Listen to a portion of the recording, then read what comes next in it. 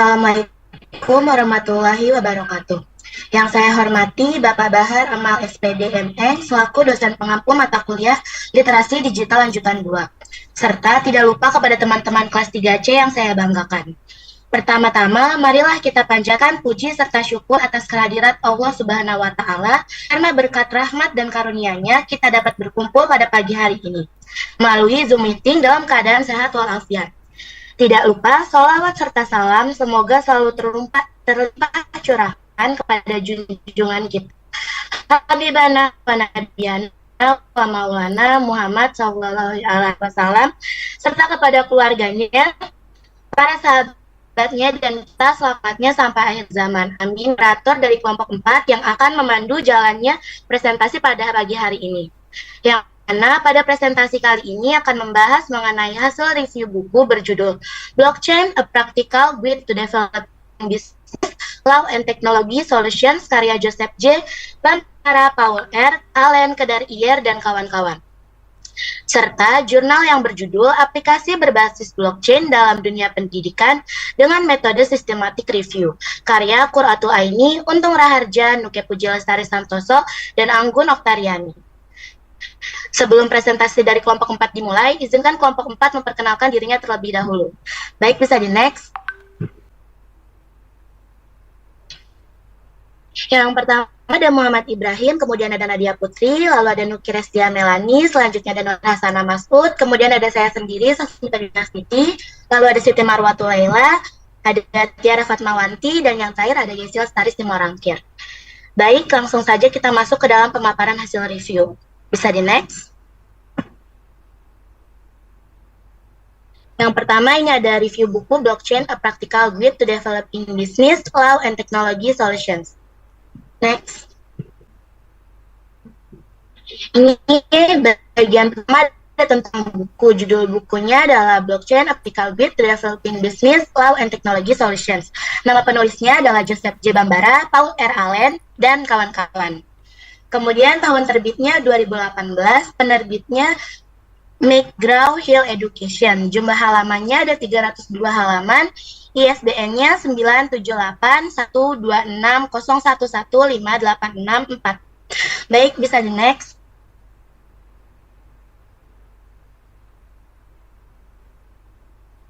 Tentang penulis, yang pertama, penulis pertama ini ada Joseph J. Bambara. Joseph J. Bambara ini merupakan seorang pengacara dan ahli teknologi dengan pengalaman dalam hukum teknologi, privasi, dan keamanan data.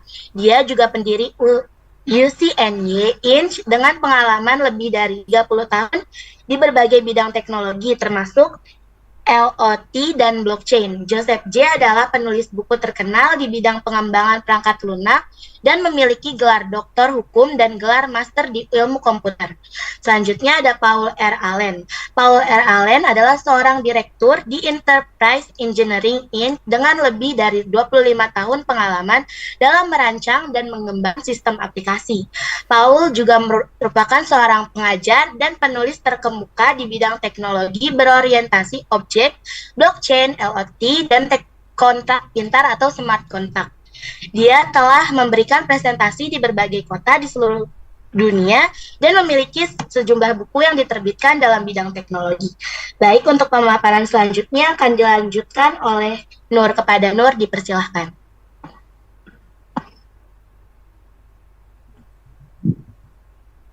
Izin melanjutkan, pembahasan selanjutnya yaitu isi review buku. Buku Blockchain: A Practical Guide to Developing Business, Law and Technology Solution berisi tentang teknologi blockchain mutakhir dengan menggunakan informasi langsung yang terdapat dalam sumber daya komprehensif. Dengan kata lain, buku ini berisi perkembangan terbaru dalam teknologi blockchain dengan menggunakan informasi dari aspek atau elemen yang relevan dan penting dalam konteks blockchain. Buku tentang blockchain ini ditulis oleh tim ahli teknologi dan hukum, sehingga dapat menjadi sumber yang berharga dalam memahami isu-isu teknologi dan hukum. Buku ini mendemonstrasikan setiap topik melalui studi kasus bergambar dari awal hingga akhir untuk memudahkan pembaca memahami isi buku. Dengan jumlah halaman yang banyak, buku ini mencakup banyak hal, seperti kasus penggunaan keuangan, teknologi, tata kelola, dan hukum, serta kelebihan dan tantangannya. Next slide.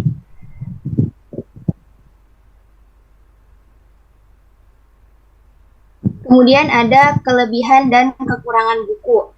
Kita bahas kelebihan buku terlebih dahulu ya. Yang pertama, pendekatan praktis. Buku ini menawarkan pendekatan praktis untuk memahami dan mengimplementasikan teknologi blockchain dalam berbagai konteks, sehingga akan membantu pembaca untuk memahami bagaimana blockchain dapat diterapkan dalam situasi nyata. Yang kedua, mencakup aspek beragam. Buku yang berjumlah 302 halaman ini mencakup berbagai aspek, diantaranya yaitu aspek bisnis, hukum, dan teknologi. Ketiga, solusi bisnis. Buku ini membahas bagaimana blockchain dapat digunakan untuk mengatasi masalah bisnis dan memberikan solusi bisnis yang efektif. Keempat, aspek hukum. Selain solusi bisnis yang sudah disebutkan sebelumnya, buku ini juga menyediakan panduan tentang aspek hukum terkait blockchain yang dapat membantu pembaca mematuhi peraturan dan kebijakan yang berlaku. Kemudian terakhir yang kelima, konteks teknologi. Buku ini menyediakan aspek teknologi terkait implementasi blockchain karena memahami bahwa blockchain adalah teknologi. Pembaca akan mendapatkan pemahaman yang lebih baik tentang bagaimana blockchain bekerja. Sekian untuk kekurangan buku akan dipaparkan oleh rekan saya. Terima kasih.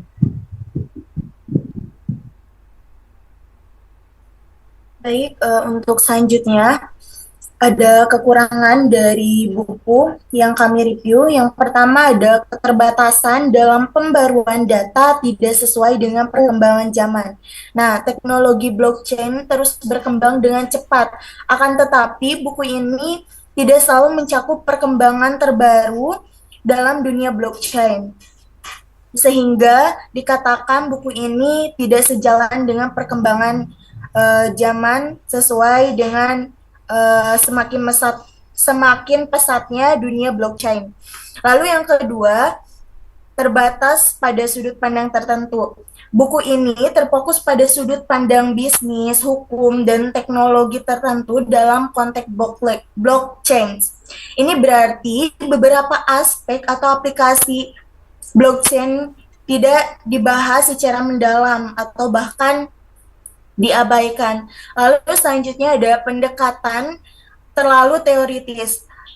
Buku ini lebih bersifat teoritis daripada praktis. Ini berarti pembaca mungkin membutuhkan lebih banyak panduan praktis atau studi kasus konkret untuk mengimplementasikan konsep-konsep yang dibahas dalam buku tersebut. Lalu selanjutnya ada keterbatasan ruang. Buku ini sering memiliki keterbatasan ruang yang berarti bahwa beberapa topik atau konsep hanya dibahas secara singkat. Hal ini mungkin membuat beberapa pembaca ingin memperdalam pemahaman mereka tentang topik tertentu. Dan yang terakhir, terbatasnya sumber referensi. Meskipun buku ini bisa menjadi sumber referensi yang baik, namun recording in progress.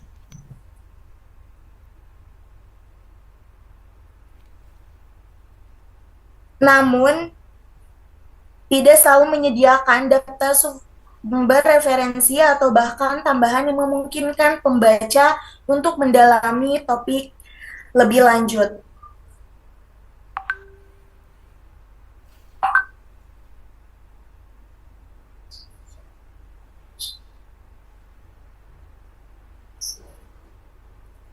Selanjutnya ada review jurnal dengan judul aplikasi berbasis blockchain dalam dunia pendidikan dengan metode systematic review. Tentang jurnal,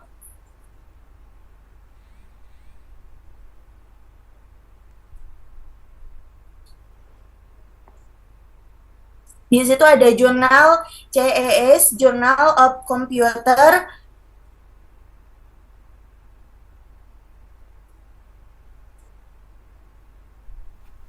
of Computer Engineering System and Science, lalu dengan volume dan halaman volume 6 nomor 1 halaman dari 58 sampai 66 pada tahun 2021 dengan penulis Kurotulaini, Untung Raharja, Nuke Puji, Lestari Santoso, dan juga Anggun Oktariani. Pembahasan selanjutnya akan dipaparkan oleh rekan saya, dipersilakan.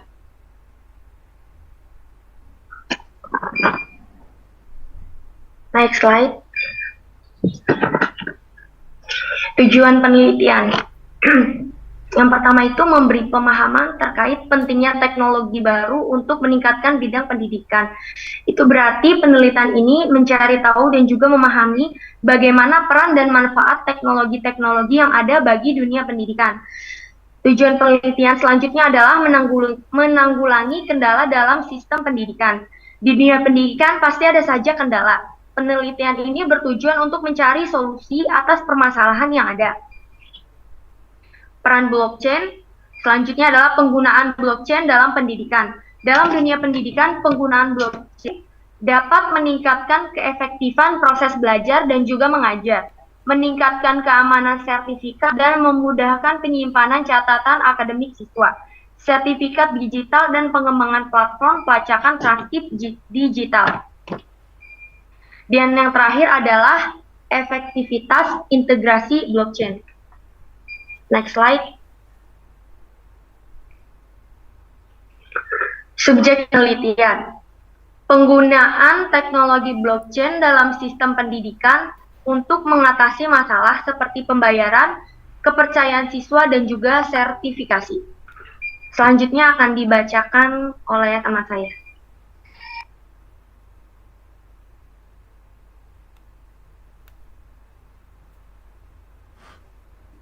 Baik, izin melanjutkan. Sebelumnya mohon maaf saya off cam karena sedang kurang enak badan.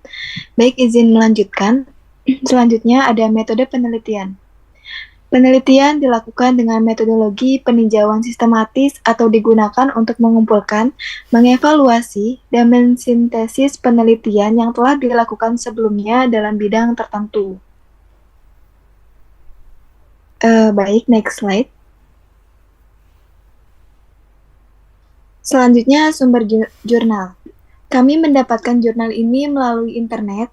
Pencarian dilakukan seperti pada umumnya, dengan cara menuliskan kata kunci pada kolom yang telah disediakan. Secara otomatis, akan keluar hasil sesuai kata kunci yang dicari. Dari 10 jurnal yang kami cari, kami sepakat untuk mereview jurnal dengan judul Penerapan Aplikasi Berbasis Blockchain dalam dunia pendidikan dengan metode systematic review. Jurnal tersebut kami pilih karena relevan dengan topik yang telah ditugaskan. Baik, selanjutnya akan dilanjutkan oleh rekan saya. Terima kasih. Baik, terima kasih kembali. Saya izin melanjutkan terkait isi review jurnal. Jadi, jurnal ini membahas tentang penggunaan teknologi blockchain dalam pendidikan yang berperan untuk menghadapi masalah atau kendala yang terjadi. Teknologi blockchain hadir untuk mengatasi masalah tersebut melalui fitur-fiturnya seperti desentralisasi. Nah, desentralisasi dalam blockchain itu maksudnya gimana sih? Kan yang kita tahu istilah desentralisasi dalam blockchain itu dipakai dalam instansi pemerintah. Jadi, desentralisasi dalam blockchain itu diartikan sebagai suatu sistem di mana keseluruhan keputusan itu diserahkan kepada kita sebagai pengguna sistem tersebut. Nah, lalu desentralisasi itu sistemnya tidak memiliki otoritas sentral, tetapi dia masih bisa bekerja sama seakan-akan memiliki otoritas sentral di belakangnya. Nah, lalu fungsi dari desentralisasi itu apa sih? Menurut Crypto Asset Researcher at GDP Labs, Richard Win Putra mengatakan bahwa fungsi dari desentralisasi itu mampu menetralisasi gangguan atau kegagalan yang terjadi pada sistem dan mampu meningkatkan keamanan pada aset yang disimpan oleh blockchain. Nah, lalu menggunakan keamanan dan berbagai data. Aplikasi teknologi blockchain dalam pendidikan mencakup sertifikasi digital, catatan akademik, pembayaran, dan kontrak pendidikan, platform pembayaran, kontrol privasi siswa, pemantauan kemajuan siswa, kolaborasi dan kemitraan, serta akreditasi dan kualitas pendidikan yang dipantau secara online. Baik, untuk selanjutnya akan dipaparkan oleh rekan saya. Terima kasih.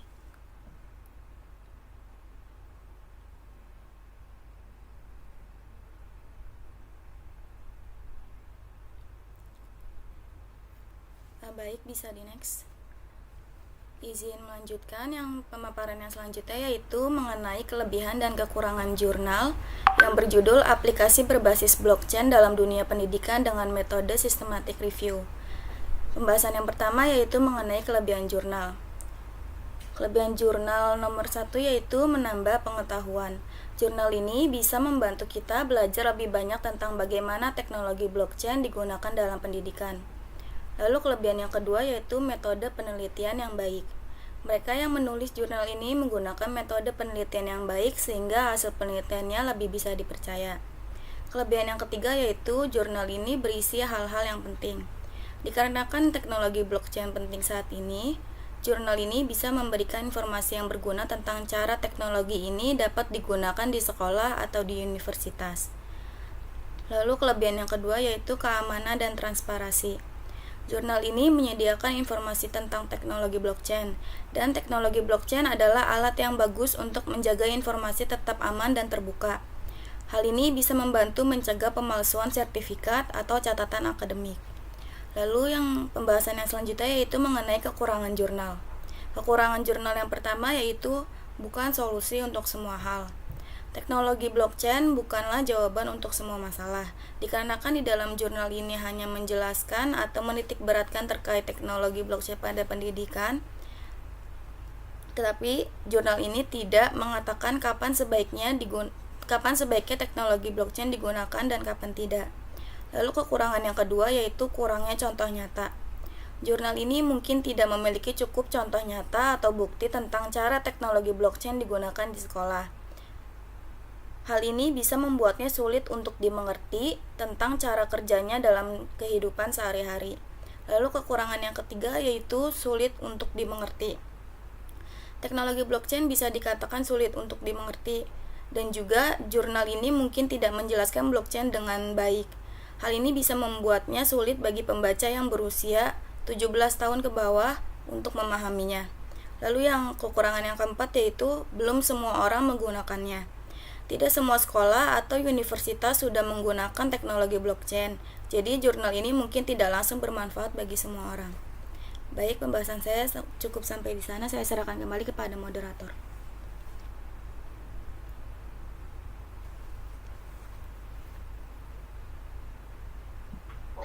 Baik, untuk selanjutnya kita akan memasuki sesi diskusi atau tanya jawab. Kami membuka sesi diskusi untuk 3 orang penanya. Kepada yang ingin bertanya, dipersilahkan untuk raise hand.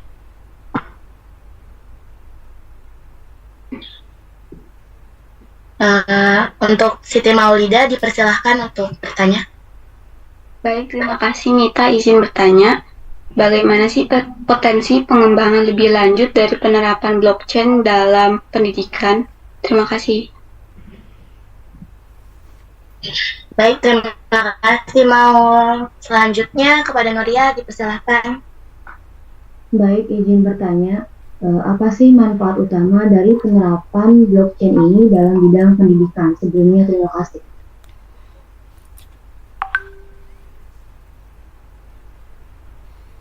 Baik, terima kasih Nuria.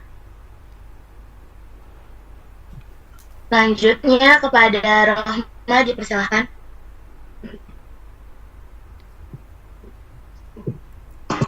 Baik, izin bertanya kepada kelompok 4, apakah ada contoh kasus penerapan blockchain dalam pendidikan yang sukses? Sekian, terima kasih. Terima kasih Rohma. Baik, karena sudah ada 3 orang penanya, izinkan kelompok 4 untuk berdiskusi terlebih. Izin menjawab pertanyaan Maul.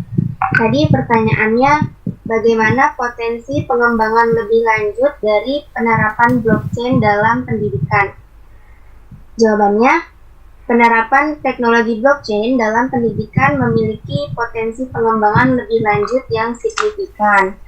Beberapa di antaranya yaitu pertama, blockchain dapat digunakan untuk menyimpan rekam jejak pendidikan siswa, termasuk hasil ujian, sertifikat, dan transkrip. Ini berguna bagi pihak-pihak yang memerlukan informasi pendidikan. Contoh yang kedua, sekolah dan universitas dapat menggunakan blockchain untuk mengelola dana dan donasi, memungkinkan donatur untuk melacak bagaimana dana mereka digunakan dengan transparan. Lalu yang ketiga, blockchain dapat mencatat riwayat pembelajaran siswa dari tingkat pendidikan dasar hingga tingkat lanjut. Ini membantu siswa dan pendidik dalam merencanakan dan menilai perkembangan pendidikan. Bagaimana, Maul? Apakah jawaban tersebut bisa dipahami? Bisa. Terima kasih. Ya, terima kasih kembali. Baik, untuk selanjutnya saya izin menjawab pertanyaan dari Nuriyah. Tadi pertanyaannya, apa manfaat utama dari penerapan blockchain dalam bidang pendidikan? Nah, berdasarkan jurnal yang kelompok kami analisis, manfaat utama dari implementasi blockchain dalam bidang pendidikan itu ada 3, yaitu keamanan data yang tinggi, lalu untuk transparansi, serta validasi sertifikat dan kualifikasi. Ketiga, implementasi tersebut sangat membantu dalam berlangsungnya proses pembelajaran. Bagaimana, Nuria? Apakah dapat dipahami? Iya, sudah. Terima kasih. Terima kasih kembali. Baik, izin menjawab pertanyaan dari Rohma. Tadi pertanyaannya, apakah ada contoh penerapan blockchain dalam pendidikan yang sukses? Jawabannya itu ya, ada contoh kasus penerapan blockchain dalam pendidikan, termasuk penggunaan blockchain untuk menyimpan catatan akademik siswa, sertifikat digital, dan pengembangan platform pelacak transkrip digital. Seperti itu, Rohma, apakah dapat dimengerti? Sudah, terima kasih ya sih. Baik, sesi diskusi sudah kami tutup. Selanjutnya, sebelum menutup presentasi ini, izinkan saya membacakan kesimpulan. Blockchain adalah teknologi yang mendasari mata uang kripto. Ini merupakan buku besar digital terdesentralisasi yang mencatat transaksi dalam blok-blok yang saling terhubung. Blockchain tidak dikendalikan oleh satu entitas tunggal, melainkan terdistribusi di seluruh jaringan komputer. Blockchain mendukung kontrak pintar atau smart contracts yang akan mengeksekusi kode komputer secara otomatis ketika kondisi tertentu terpenuhi. Selain mata uang kripto, blockchain digunakan dalam berbagai industri seperti logistik, perbankan, dan kesehatan. Teknologi blockchain memiliki potensi besar dalam meningkatkan sistem pendidikan. Dalam peninjauan sistematis yang dilakukan, terdapat berbagai aplikasi blockchain dalam pendidikan yang dapat memberikan manfaat, seperti keamanan data, pengaturan yang lebih baik. Namun, terdapat juga tantangan yang perlu diatasi seperti skalabilitas dan privasi. Meskipun demikian, teknologi blockchain memiliki potensi untuk mengubah cara pendidikan dilakukan dengan memfasilitasi pertukaran data yang aman, mengurangi biaya, dan meningkatkan transparansi. Tidak terasa, akhirnya kita sudah berada di penghujung presentasi. Terima kasih saya ucapkan kepada teman-teman semua yang sudah menyimak dan mengikuti dari awal hingga akhir presentasi. Semoga presentasi kali ini dapat menambah wawasan teman-teman semua, dan apabila ada tutur kata yang kurang berkenan di hati teman-teman semua, mohon untuk dimaafkan.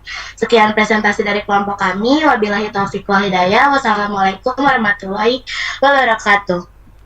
Waalaikumsalam warahmatullahi wabarakatuh.